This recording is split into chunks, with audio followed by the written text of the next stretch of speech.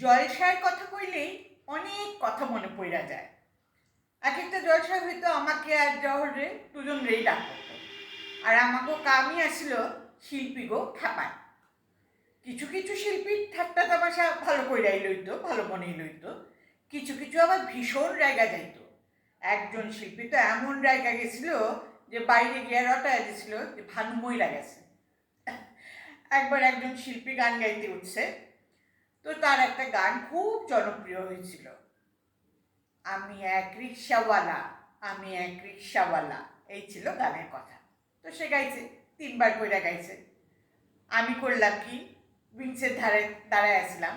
আমি বললাম, এই রিক্সা, কালীঘাটে মায়ের বাড়ি যাবি, কত নিবি? লোকে তো হাইসা একেবারে কুটি পাটি।